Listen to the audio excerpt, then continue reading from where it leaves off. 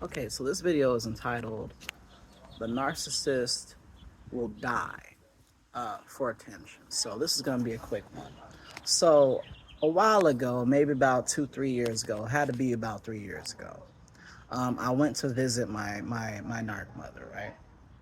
And I go in the house, and at this point, she's basically a shut-in, hadn't worked for years, living off whatever she could live off of.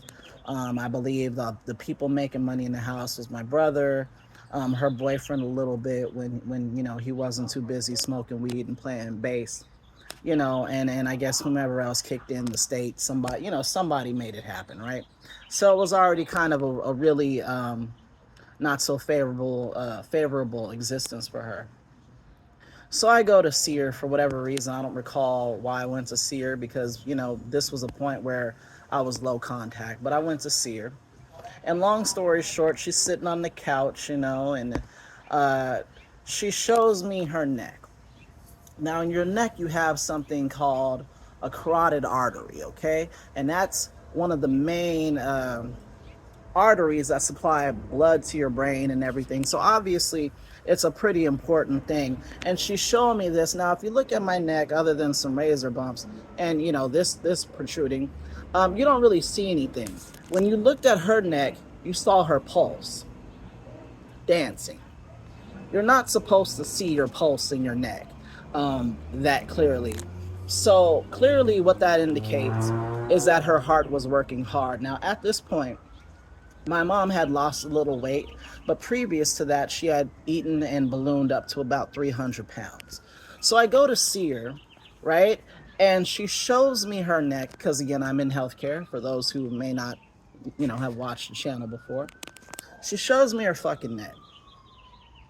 And I'm looking at it and I'm like, why aren't you at the hospital? Why aren't you going to the doctor? That's not supposed to do that. All that telltale heart shit in your neck is not supposed to happen. Have you spoken to a physician? She was like, I didn't know if I should go. I didn't know what to do. I didn't know, right? So she doesn't go to the hospital. She doesn't go to the doctor. She waits a couple more days, all right? After 2, 3 days of my brother begging, because I came, I saw, I said what I had to say, and I dipped. After like 2, 3 days of that, my brother finally convinced her to go to the fucking hospital, and lo and behold, she has heart failure. Moral of the story is, okay, actually no. Prior to that, my father dropped dead of a heart issue, an undiagnosed congenital heart issue he was obviously born with. It's congenital. My grandmother was fit with a pacemaker, okay, when she was like 60 something, and she died at the relatively young age of 69. Okay, motherfuckers lived to like 94 and still are walking around. She died at 69 because she had a bad heart. Let's see. On my mother's paternal side, my mother's father died of heart disease as well as alcoholism. Okay, so we have a long line of people with fucked up hearts, okay? And I was born with a ventral septal defect, which means I was born with a hole in my heart, which was since corrected. And I had open heart surgery when I was 1 year old. I went on to be okay. I'm fine. I work every day. I'm okay. I'm healthy. I'm strong. I played sports. I'm good. The point of me saying all that is this woman knew about cardiovascular health. She knew about it, and she knew about the lack thereof. Why didn't she go to the doctor? Because it was too delicious to have everybody sitting around. Oh, please go to the doctor. We love you. Please go to the doctor. Please, please, please, pretty please with sugar on top, right? Please care about your own fucking heart that beats in your chest, the thing that keeps you alive and allows you to have blood flow throughout your body and move your arms and legs. Please go to the doctor, pretty please, right? That was too good to her. The attention felt so, okay, imagine knowing you could drop dead at any moment, but wanting the attention of people realizing that you could drop dead at any moment. And having that be more important than preserving your life. As a person who claims to be a Christian who loves God, and of course, if you believe that, then you believe that God created your body. right? So 9 out of 10, you should probably take care of your body, should you not? We're all guilty of overindulging or eating or drinking or partying or not sleeping enough. But to allow yourself to balloon up to 300 fucking pounds, okay?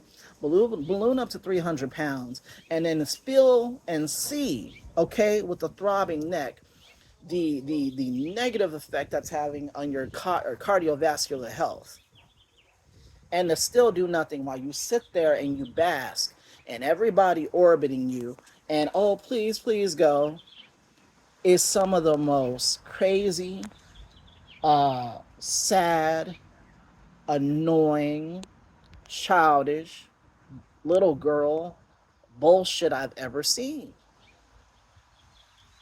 You know? And then the beauty of it, okay, when she finally does go to the hospital, I show up, okay, and she's probably talked to the staff like, oh, my kid's a nurse. I go in there, I get nothing but daggers. All these nurses giving me daggers. They know nothing about the story. They know nothing about a relationship. They know nothing about the medical advice I've given her. Daggers. So what she was doing was enjoying all this attention from the medical staff, didn't ask questions about her heart, didn't ask questions about anything. Oh, what does that mean if I have heart failure and I have this? Oh, what does it mean if I have to do this? Can this be reversed? Didn't ask any questions, was more concerned about all the attention she was getting from the staff.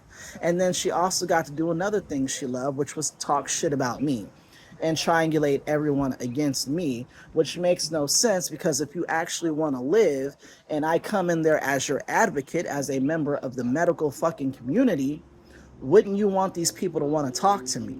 I mean, legally they had to talk to me anyway, even if they thought, I was something from hell.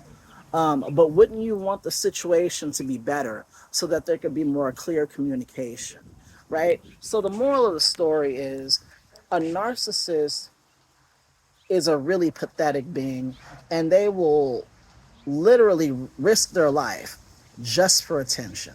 And that's ridiculous. So, when I say in these videos, go no contact or low contact with these people, I mean it. Because I'm having revelations about this person every single day. I'm having revelations about, the meanings behind things, the ways she tried to set me up, all these things, and it's very eye-opening, and I did not realize these things until I unplugged from that family system. But again, it boggles the mind.